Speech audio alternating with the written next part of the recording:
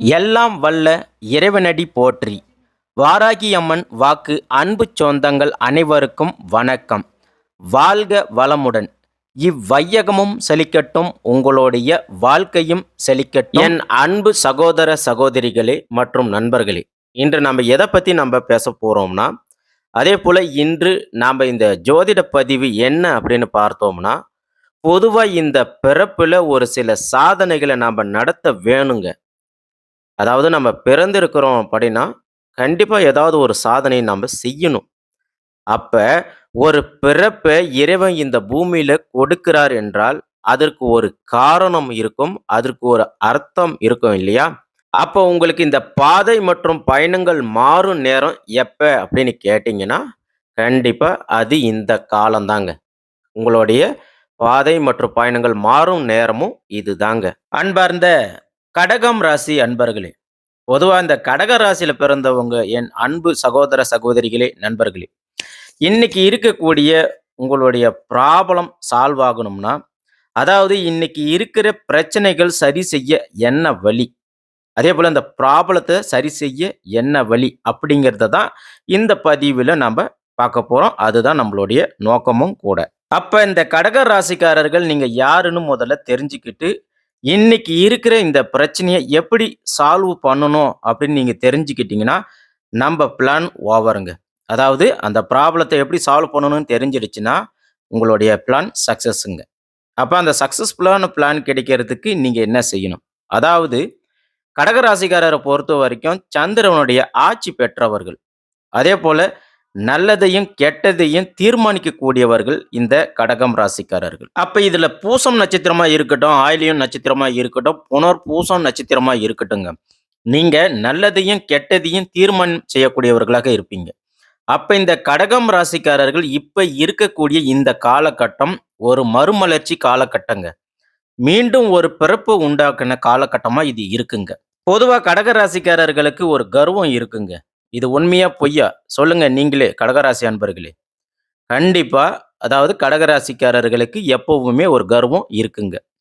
அது எப்படி தெரியுமா? இது மற்றவர்களை மாதிரி இருக்கக்கூடிய கர்வம் இல்லைங்க. இது நல்ல கர்வம். அதாவது கர்வத்திலே நல்ல கர்வம். அதாவது கர்வத்தில கூட நல்ல கர்வம் இருக்கா? அப்படின்னு கண்டிப்பா நீங்க நினைப்பீங்க, கேட்பீங்க. கண்டிப்பா நல்ல கர்வம் இருக்குங்க. அது நம்பள வாழ வைக்கக்கூடிய கர்வம். அதாவது சாங்ஸ் ஒண்ணு இருக்குங்க. பழைய பாடல். "அசையும் பொருளில் இசையும் நானே, ஆடும் கலையின் நாயகன் நானே, எதிலும் இயங்கும் இயக்கமும் நானே." அப்ப நான் அசைந்தால் அசையும் அகிலம் எல்லாமே. இந்த பாடல் கண்டிப்பா உங்களுக்கு தெரியும். அப்ப இந்த பாடல் வரிசைகள்ல கடக ராசிக்காரர்களுக்கு என்ன சம்மந்தம் இருக்கு அப்படின்னு நீங்க கேட்கலாம். சம்மந்தம் கண்டிப்பாக இருக்கு. அத உள்நோக்கி நீங்க பார்த்தீங்கன்னா, அந்த சம்மந்தம் கண்டிப்பா இருக்கு. அதாவது இந்த வார்த்தைய பார்த்தீங்கன்னா, ஒரு வீட்ல நிம்மதியும், துன்பத்தையும் கொண்டு வரக்கூடியது இந்த கடகராசிக்காரர்கள் தான். அது வீடாக இருக்கட்டும், ஒரு அலுவலகமாக இருக்கட்டும், எங்க வேணா இருக்கட்டுங்க. நீங்க மனசு வச்சா தான் அந்த இடம் செழிப்பா இருக்கும். அப்ப நீங்க நினைச்சா தான் எல்லாமே அங்க நடக்கும். ஏன்னா, சிவன் அருள் உங்களுக்கு பரிபூர்ணமாக உண்டுங்க. அதாவது உங்களுக்கு கோவம், ராஜ கோவம், சிவ கோவம் வருங்க. அதாவது சிவனுக்கு கோபம் வந்தா எப்படி நெற்றிக் கண்ண திறப்பாரோ, அதே போல தாங்க இந்த கடக ராசிக்காரர்களும். கோபம் வந்தா இவங்கள கண்ட்ரோல் பண்ண முடியாதுங்க. அதேபோல இப்ப கடக ராசிக்காரர் கூட இருக்கக்கூடியவங்க யாராவது ஒருத்தர் வந்து நீங்க 1 வாரம் கழிச்சு இவங்க கிட்ட இந்த போன வாரம் நீ இப்படி பேசிட்ட, இப்படிலாம் கோவப்பட்ட அப்படின்னு நீங்க கேட்டீங்கன்னா, "நான் இப்படியா பேசுனேன்? நானா பேசுனேன்?" அப்படின்னு சொல்லிட்டு, "சரி விடு விடு. நான் ஏன் போய் சும்மா உன்ன போய் திட்டப் போறேன், பேசப் போறேன். நீ எதனா செஞ்சிருப்ப. அதனால தான் நான் இத பேசியிருப்பேன்." அப்படின்னு கரெக்ட்டா அதுக்குன்னு ஒரு வார்த்தைய இவங்க சொல்லிடுவாங்க. அப்படி இருக்கக்கூடிய இந்த கடக ராசிக்காரர்களுக்கு இப்ப இருக்கக்கூடிய ஒரு மாற்றம். அதாவது இன்னைக்கு இருக்கிற சிச்சுவேஷன் என்னன்னா, நம்ப எங்கேயாவது தோத்துருவோமோ? ஏன் நம்ப வாழ்க்கை மட்டும் இப்படி ஸ்தம்பித்து நிக்குது? திடீர்னு ஏன் நம்பளுக்கு லைஃப் ஒரு ஸ்ட்ரக் ஆகி இருக்குது? ஏன் இந்த ராகு பெயர்ச்சி இருக்கு, கேது பெயர்ச்சி இருக்கு, சனி பெயர்ச்சி இருக்கு, குரு பெயர்ச்சி இருக்கு. ஏன் என்ன நம்பளுக்கு என்ன ஆச்சு? அப்படின்னு உங்களுக்கு ஒரு மைண்ட்ல இருந்துட்டே இருக்கும். அப்ப நாங்க என்ன சொல்ல வரோங்கன்னா, இது ஒண்ணும் இல்லைங்க. நீங்க பயப்பட வேண்டிய அவசியமும் இல்லைங்க. ஏன்னா, சிவனுடைய அருள் பரிபூரணமாக உங்களுக்கு இருக்குங்க. அதேபோல அந்த சிவசக்தியோட அருளும் உங்களுக்கு இருக்குங்க. அதனால நீங்க அசையலன்னா இந்த உலகமே அசையாதுங்க. அதேபோல உங்களால மட்டும் தான் பலருடைய சந்தோஷமும் இருக்குங்க. அதனால நீங்க எப்பவுமே சந்தோஷமா இருங்க. உங்கள சந்தோஷப்பட வைக்கிறது இறைவனுடைய கடமைங்க. அதனால இறைவன் உங்கள எப்பயுமே சந்தோஷப்பட வைக்குவாருங்க.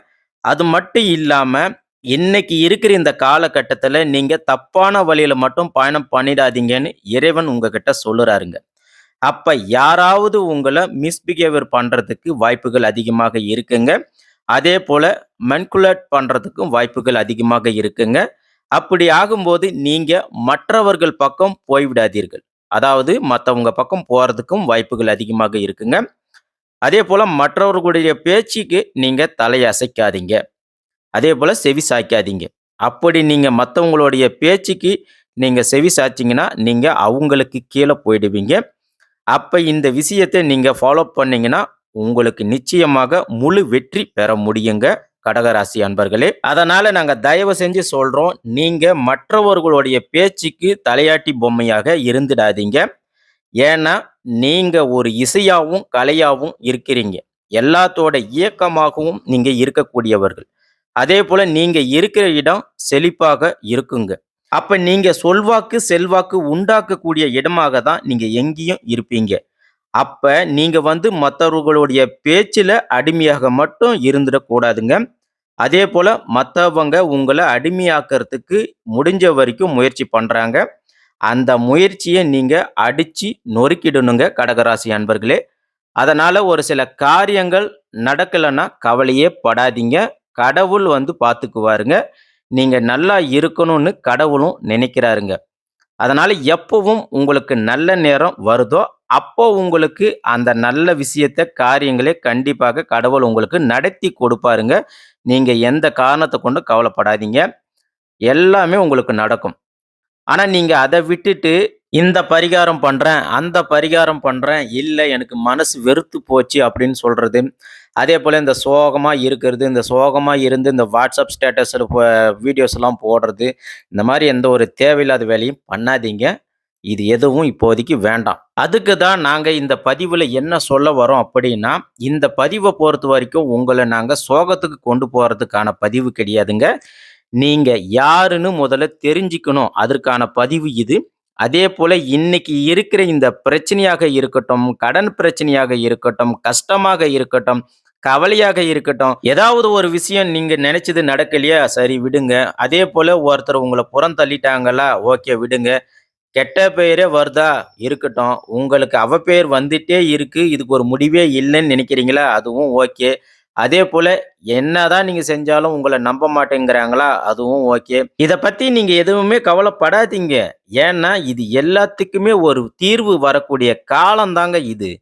அதனால தான் நாங்க சொல்றோம், நீங்க சிவபெருமான ரொம்ப வழிபாடு பண்ணுங்க. அதேபோல ஒவ்வொரு மாதம் பிரதோஷ நாட்கள்ல நீங்க கண்டிப்பாக உமா மகேஸ்வரன நீங்க வழிபாடு செய்யுங்க. தொடர்ந்து நீங்க வழிபாடு செஞ்சுட்டு வாங்க. அதேபோல தொடர்ந்து கடக ராசிக்காரர்களே, இந்த வருஷம் முழுக்க நீங்க சஷ்டி விரதம் இருங்க. அப்படி நீங்க சஷ்டி விரதம் இருந்து வந்தீங்கன்னா, உங்களுக்கு நிச்சயமாக வெற்றி உண்டாகுங்க. அப்ப மற்றவர்கள் என்ன நினைச்சிருப்பீங்க? கடக ராசினா சும்மா நினைச்சுட்டாங்களா? நவரசனமும் கலந்தவர்கள் நீங்க. அதாவது நவரசன நாயகர்களும் நீங்க தாங்க. அப்போ உங்களுக்கு எங்க இருந்துங்க தோல்வி வரப்போது? இப்ப நீங்க நினைக்கலாம், எனக்கு இப்ப நடக்கிறது என்ன? எனக்கு தோல்வி இல்லாம வேற என்ன? அப்படின்னு நீங்க கேட்கலாம். இது தோல்வியே கிடையாதுங்க கடகராசி அன்பர்களே. நல்லா புரிஞ்சுக்கங்க. இது இப்ப தோல்வியே கிடையாது. அதாவது உங்கள உயர்த்துறதற்கு கடவுள் காட்டுற வழி காட்டுங்க இது. அதாவது நீங்க ஒரு வழியில முன்னேறி போறீங்க. அதுக்கு ஏற்படுற சில தடங்கள் தானே தவிர தோல்வி கிடையாது. அப்ப நீங்க எப்பவுமே ஒரே மாதிரி இருக்காதீங்க.